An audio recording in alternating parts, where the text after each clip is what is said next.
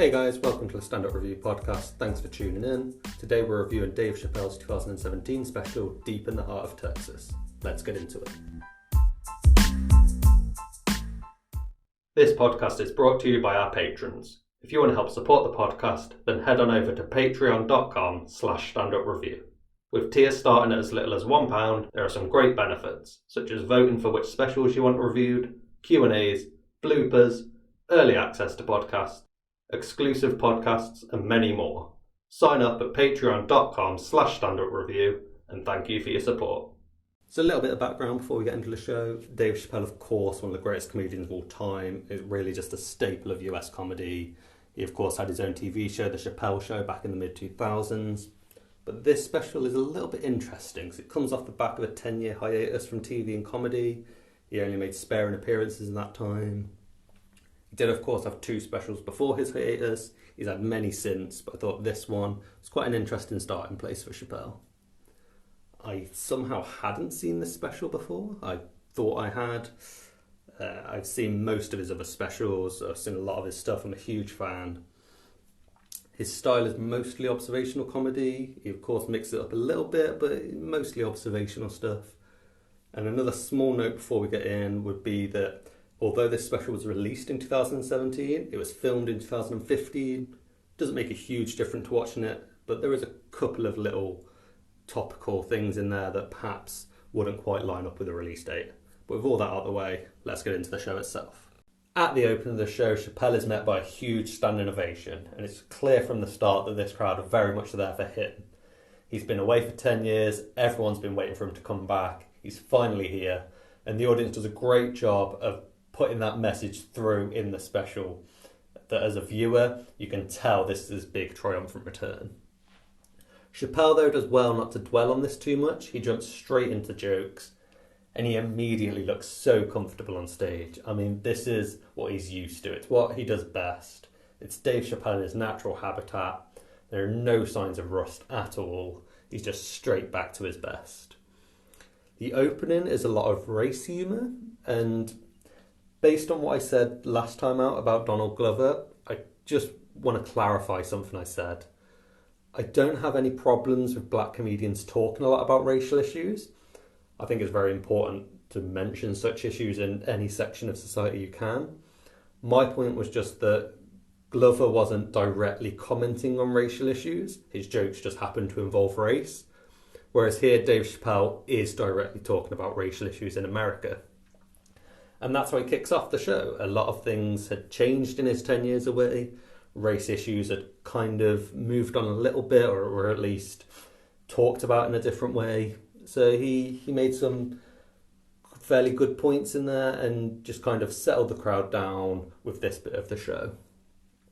His first major bit was about diseases, and this is where you can really start to see his talent for writing and performing. One of the things Chappelle is great at is that he can talk about fairly simple topics, make fairly obvious points, but you still don't know where he's going as he's making the joke. As you're watching these shows, you think you've got the punchline figured out, but then he can just come out with something brilliant out of left field that you weren't thinking of, and it's a real credit to his writing and performing. He then goes on to talk more generally about racial topics. He covers a range of subjects. He's making fun of a lot of things. There are some great jokes in there. But again, the way he writes and performs this show, he's not making any serious points with his jokes. He's not directly talking about anything serious, but the longer this bit goes on, the more the audience is able to really see a very serious message, and he's getting this message across without really having to make any serious points in the jokes themselves. It's just the bit as a whole makes the point for him. As a black comedian who's had so much success, Chappelle knows that not everyone is going to react to having these kind of issues pushed to the forefront very well. So by tackling it from a slightly less serious standpoint, he can still get that message across in a really great way. The next bit revolves around the Ray Rice assault incident. He assaulted his then fiancée in 2014. The way he presents this bit, it's a little bit strange for me. He kind of uses the story as a backbone to then branch off and make some jokes about. He does a good job of not making jokes specifically about the incident. I think the way he goes into detail on the incident would perhaps be a little bit insensitive if he was then making jokes specifically about that. But he does what he branches off from it. He kind of brings up one specific area and then he'll make jokes more broadly around that. And he does it in a very good way. My only real issue with this bit is that I don't think a comedian of Chappelle's quality needs to have that backstory there in order to make these kind of jokes. A lot of comedians would sort of bring up a story like this as a way of introducing a topic, but I think Chappelle is far too good and easily capable of bringing up these subjects in a way where he doesn't need to ease the audience into it. But I mean, he's been away for 10 years. A lot of comedians like to have something topical in their shows. Perhaps he's using this as a way to date the special so that you know there's been this huge gap. And as I said, it doesn't really take away from the bit in any way. It's still very funny. I just felt like he didn't need the story running throughout it. And I will admit I don't know a lot about the story, so he may have been making more direct comments on it than I could understand. You know, I'm sure the people there at the time in America would have known a lot more about it. So perhaps I've just missed some things there. After that story, he goes on to talk about pussy. And this, for me, this is where Chappelle is at his best. He's fully relaxed. And it just comes across that he's just riffing. You know, it's almost like he's picked something off the top of his head and he's just having some fun. You know, he's just written some jokes about a topic and he's just telling you all the jokes he's got on them. And he basically says that at one point. You know, his delivery is brilliant. His timing is perfect. For me, this is the Dave Chappelle I love, where he just says, I've got a load of jokes here. I'm going to tell you them. I know they're great. I know I've written them great. You're going to love them all. And it's hard not to, because this is where he's just a great joke writer. He doesn't need an overarching story or a theme. I, for one, would quite enjoy a special where he just came out and just said, I've got 100 jokes. I'm going to tell you them all. After this, it changes tone a little bit. He starts talking about identity politics. It's a little bit less funny than the rest of the show. You know, it's still a comedy show. It's not like he starts lecturing you or anything. But, you know, it takes a slightly more serious turn, about as serious as Chappelle gets anyway. He tells a couple of stories, and it's a nice break from, especially after that pussy bit, it's kind of, you know, it breaks up the show quite well. I just think perhaps it's come a little bit late in the show. You know, I think if I had one big negative comment on the show, I think the structure of it, he could have moved the bits around a little bit and made it perhaps fit a little bit more. I also think this affects the next bit of the show, because he goes on to talk about his family. And again, he's kind of telling a few stories, making some good observations. But there's no obvious switch from the slightly more serious tone back to the jovial tone he's got here. And I just think having the previous tone about identity politics and mix that in with the Ray Rice story a bit more, you know, two sort of more serious topics, break it up for a slightly bigger section of the show, and then have the pussy segment where it's very obvious it's jovial. There's no mistake that he's trying to be serious there. And then you can bring in this bit, which, again, is fine. There's nothing... It's very funny. He makes some great jokes in there. He's making some good points. But it suffers a little bit from still having that... You know, you've got to recover from the serious tone of the last bit. So you never really quite get into this quite as well. It's somewhat of a mute point, I guess, but I just think somewhere with a structure, a comedian of Chappelle's quality, I would expect a bit more. I'm not saying there's a problem with it, you know, I'm certainly not going to try and give Dave Chappelle notes on how to write a show, but it's something to be said there for the formatting. The ending of the show, I didn't do this deliberately, but it's kind of the opposite of what Donald Glover did in the last episode. You know, his final joke is kind of standalone. It's somewhat related to the last bit of the show, but you know, it's mostly its own bit. But it's one of the best jokes of the show. It involves a callback to a joke earlier in the show, which is something that I love. Something that he doesn't do a lot throughout the show. I think maybe he does it one other time.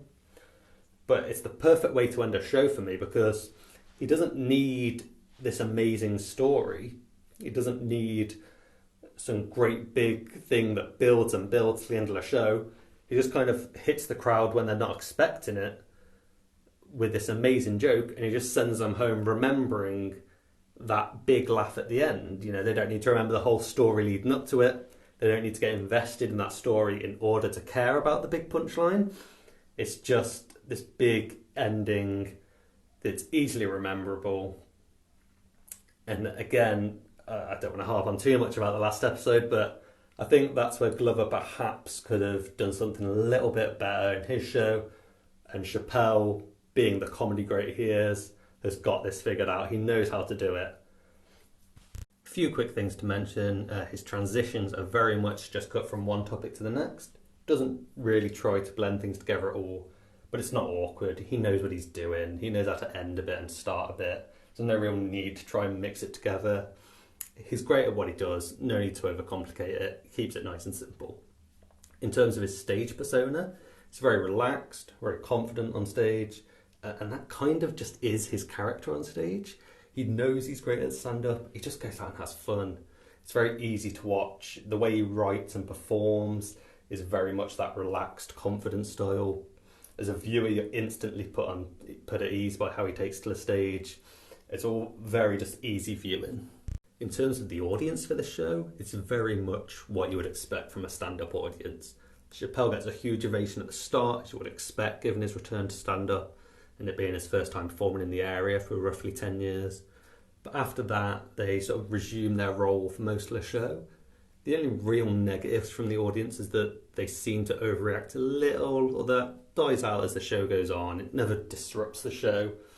And again, he's returning from a long break, so it's understandable at the start. There is also a heckle during the show. Not too unusual, I suppose, at big shows like this. But Chapelle is far too good to let this fella show. He deals with it brilliantly, puts the guy back in his place. It's all very smooth. Other than that, all of the audience participation is very seamless. You know, much different to last episode. It's, you know, he knows how to get the audience involved and how to play off the audience. Other than that, the audience knows their role in the show. It's a stand-up audience. They enhance the viewing experience for sure. You know, you feel like you're a part of the audience. They react in much the same way you would expect to if you were watching the special for the first time. So now we come on to some overall thoughts on the show. It's a great show. Chapelle's great. He writes jokes as well as anyone on the planet. His performance is a unique style with how relaxed he is, and he really puts everyone at ease. But again, he knows what he's doing. He's so comfortable, so confident on stage. It doesn't feel so much like a stand-up show. It's just sort of a guy chatting to you, and it's quite a unique experience with Dave Chappelle specials where it's not him on stage, him performing. He really does just come across as having a chat. You would never know that he had the long break. I mean, it's straight back, straight into it. He knows exactly what he's doing. He's clearly spent a little bit of time getting any kind of rust, if there was any in the first place. In time for this special, he is just firing on all cylinders. If you've got some spare time and you haven't seen this show, or even if you haven't watched it since it first came out, it's definitely worth a watch. Brilliant stuff. Chapelle, some of his best stuff. Rating the show, I'm going to give it an 8 out of 10. Always a little bit of room for improvement. You know, a couple of segments here and there don't quite go as expected. But Dave Chappelle is Dave Chappelle. You know what you're going to get. It's fantastic stuff.